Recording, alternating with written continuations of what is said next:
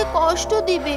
কিছু তো খাও মা, এইভাবে থাকলে তো তুমি অসুস্থ হয়ে পড়বে। হ্যাঁ বন্ধু, মেঘ চলে গেছে বলে কি জীবন থেমে থাকবে? রাজা মশাই যা করেছেন তোমার ভালোর জন্যই করেছেন, এটা মেনে নাও রূপকন্যা। ভালো? কিসের ভালো মাকুট? ভালোবাসাকে কেড়ে নেওয়া কি ভালো? মেঘ ছাড়া আমার কোনো ভালো নেই। বাবা আমাকে মেরে ফেলেছে। এমন কথা বলো না রূপকন্যা, রাজা মশাই তোমার বাবা, উনি তোমার অমঙ্গল চান না। উনি শুধু রাজা, আমার বাবা নন। বাবা হলে আমার কষ্ট বুঝতেন, আমার ভালোবাসাকে সম্মান করতেন। আমি আর এই প্রাসাদে থাকতে চাই না। মেঘ যেখানে গেছে আমিও সেখানে যাব।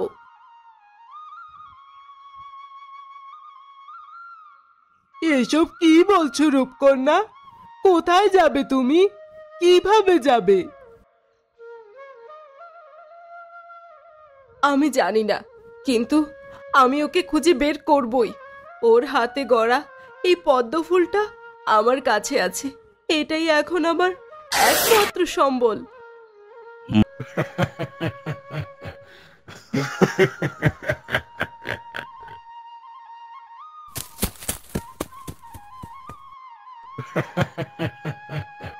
অবশেষে কাটা সরেছে সেনাপতি মহাশয়।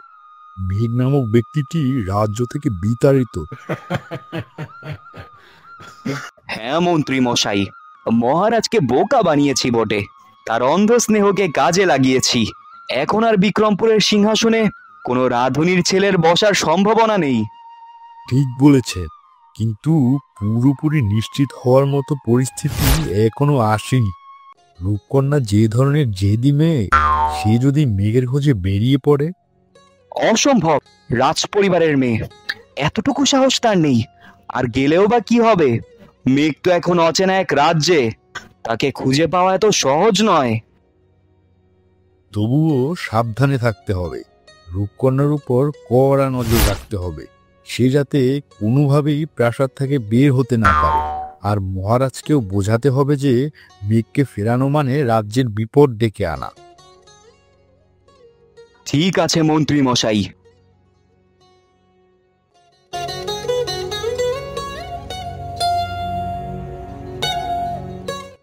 মহারাজ, আর কতদিন রূপকন্যার এই অবস্থা দেখবেন? ওকে কিছু খাওয়ান, সারাদিন কিচ্ছু মুখে দিচ্ছে না। আমি কি করব রানী? আমার তো ওকে কষ্ট দিতে ইচ্ছে করেনি, কিন্তু মন্ত্রীর আর সেনাপতির কথাগুলোও তো ফেলে দেওয়ার মতো ছিল না। ওদের কথা কেন শুনছেন? আপনার নিজের মেয়ের সুখের চেয়ে রাজ্যের সম্মান বড় হয়ে গেল। তুমি বোঝো না, ও যারা যদি এই সম্পর্ক মেনে না নেয় তাহলে বিদ্রোহ হতে পারে। কিন্তু রূপকন্যা যে মেঘকে ছাড়া বাঁচবে না বলেছে, তার ভালোবাসাটা কি আপনার চোখে পড়ে না? কষ্ট হচ্ছে রানী, কিন্তু আমি কি করব? মেঘকে ফিরে আনা মানে আরো জটিলতার সৃষ্টি করা। রাজ্যের কল্যাণ মানে কি আপনার মেয়ের বলিদান? আপনি কি একবারও ভাবছেন না যারা আপনাকে এত করে বোঝাচ্ছে তাদের অন্য কোনো উদ্দেশ্য থাকতে পারে? অন্য উদ্দেশ্য? কি বলতে চাইছো তুমি রানী?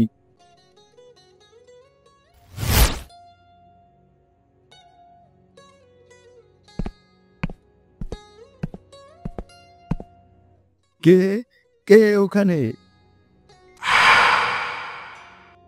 কেউ নেই রাজা মশাই, হয়তো কোনো বিড়াল। তা তুমি কি বলছিলে রানী? কিছুই না রাজা মশাই, শুধু বলছি একবার নিজের মন দিয়ে ভাবুন।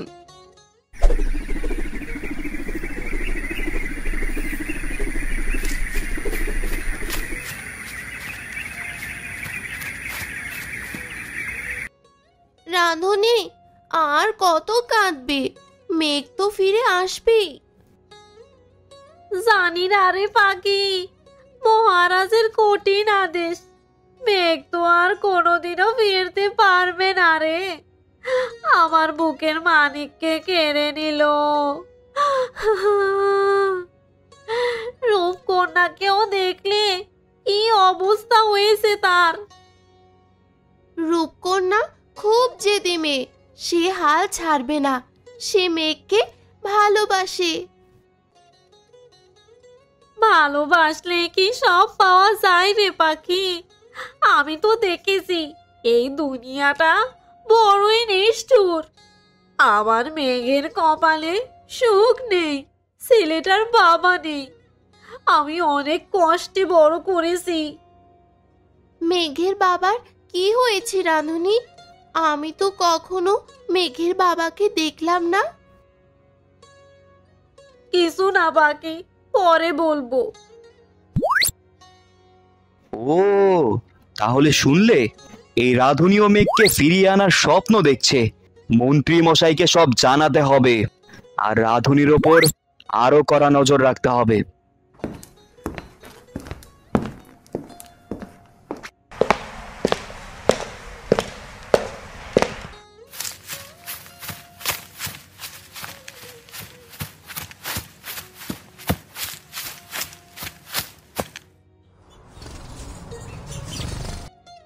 রূপকন্যা, এইভাবে আর কতদিন? শরীরটা তো খারাপ হয়ে যাবে। আমার মন ভালো নেই মাকুট। আমি মেঘের কথা ভাবছি। ও কোথায় আছে, কেমন আছে? তুমি চিন্তা করো না, মেঘ ভালো আছে, যেখানেই থাকুক। তোমার ভালোবাসা ওর সাথে আছে। আমি জানি মাকুট, আমি ওর কাছে যেতে চাই, কিন্তু কিভাবে যাব? বাবা আমাকে বের হতে দিচ্ছে না। তুমি কি পালিয়ে যাবে? পালিয়ে যাব? যদি তুমি মেয়েকে এতই ভালোবাসো, তাহলে তাকে খুঁজে বের করার জন্য এইটুকু কষ্ট সহ্য করতেই হবে। আমি পারবো মাকুট, আমি সব পারবো, কিন্তু কিভাবে? এই প্রাসাদ থেকে বের হওয়া যে অসম্ভব। চারিদিকে প্রহরী। কিসের খবর মন্ত্রী মশাই? মহারাজ, আমরা জানতে পেরেছি যে মেঘ নামে ওই রাধুনীর ছেলেটি আসলে একজন গুপ্তচর। গুপ্তচর? এ কি বলছো তোমরা? হ্যাঁ মহারাজ, সে অন্য রাজ্যের চর হয়ে আমাদের রাজ্যে প্রবেশ করেছিল। তার উদ্দেশ্য ছিল রাজকুমারী রূপকন্যাকে ব্যবহার করে রাজ্যের গুপ্ত তথ্য চুরি করা। মেঘ এমন ছেলে নয়, তোমরা ওকে ফাঁসানোর চেষ্টা করছো। রানীমা, আমাদের কাছে প্রমাণ আছে। মেঘের গতিবিধি এবং তার কিছু গোপন চিঠি আমরা উদ্ধার করেছি। তাতে স্পষ্ট লেখা আছে কিভাবে সে রাজকুমারীর মন জয় করে রাজ্যের দুর্বলতাগুলো জেনে নেবে। চিঠি? কই সে চিঠি?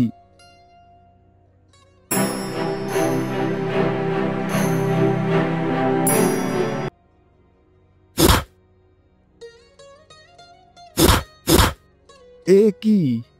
এ তো সাংঘাতিক কথা। রূপকন্যাকে ব্যবহার করে আমাদের রাজ্যকে দুর্বল করার ষড়যন্ত্র। হ্যাঁ মহারাজ, তাই মেঘকে বিতাড়িত করে আপনি সঠিক কাজই করেছেন, কিন্তু রাজকুমারী যে এখনো মেঘের প্রতি আসক্ত। মহারাজ, আমাদের মনে হয় রাজকুমারীকে কিছুদিনের জন্য অন্য কোনো রাজ্যে পাঠিয়ে দেওয়া উচিত। সেখানে সেই ঘটনাগুলো ভুলে গিয়ে নতুন জীবন শুরু করতে পারবে। এসব মিথ্যা কথা। মিথ্যা হোক আর যাই হোক, আমার রাজ্যকে আমি কোনো বিপদে ফেলতে পারি না। রূপকন্যাকে আমি আপাতত অন্য রাজ্যে পাঠাবো, সেখানেই সে নিরাপদে থাকবে। রাজা মশাই, এমন করবেন না। আমার মেয়েকে আমার কাছ থেকে দূরে সরিয়ে নেবেন না।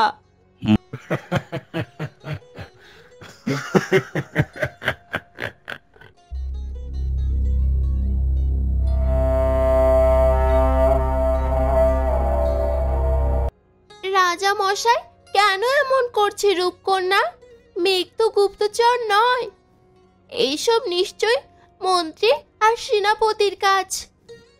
জানি না মাসি, আমার বাবা আমাকে এখন দূরে পাঠিয়ে দিচ্ছেন।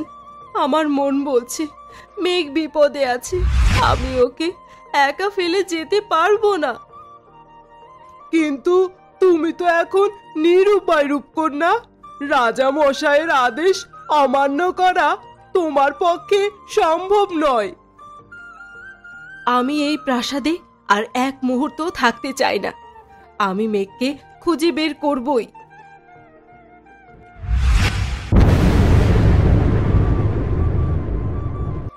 মাসি, মাকুট, আমি তোমাদের কাছে একটা কাজ চাই। কি বলো? যখন আমি চলে যাব, তোমরা এই চিঠিটা মেঘের মায়ের কাছে পৌঁছে দিবে। তাতে আমি সব লিখেছি।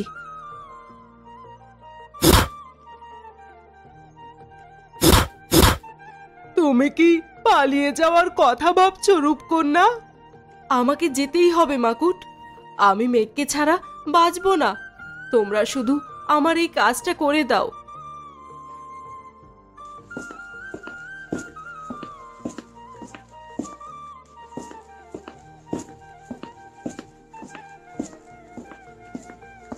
মারে, সাবধানে থাকিস। আমি তোর জন্য প্রার্থনা করব। তুমি চিন্তা করো না মা, আমি ফিরে আসব, মেঘকে নিয়েই ফিরে আসব। রূপকন্যা, তুমি ভালো থেকো। আমি আশা করি এই নতুন পরিবেশ তোমাকে সব ভুলিয়ে দেবে। ভুলে যাওয়া যায় না বাবা, ভালোবাসা ভোলা যায় না।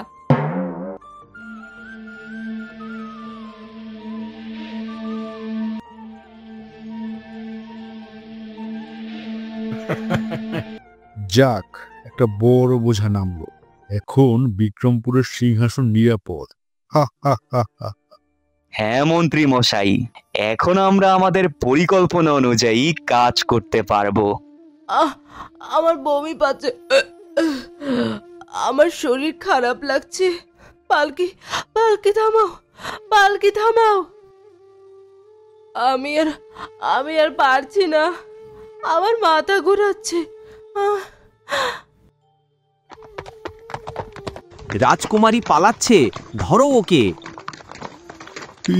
কি করলো রাজামশাইকে? এখন কি জবাব দেব?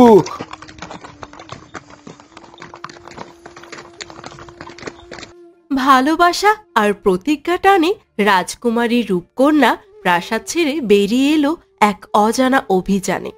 মন্ত্রীর কুটচাল আর সেনাপতির ষড়যন্ত্র তাকে পারেনি রুখতে। কিন্তু এই কঠিন পথ কতটা দীর্ঘ? মেঘকে কে সে খুঁজে পাবে? আর তার এই পালানো কি রাজ্যের জন্য আরো বড় কোনো বিপদ ডেকে আনবে? পরবর্তী পর্ব দেখার জন্য চ্যানেলটি সাবস্ক্রাইব করুন। আর ভিডিওটি কেমন লাগলো কমেন্ট করে জানাবেন। সবার জন্য রয়েছে এই বছরের সেরা পুরস্কার। আজই জিতে নিন লাইক, কমেন্ট, শেয়ার করে।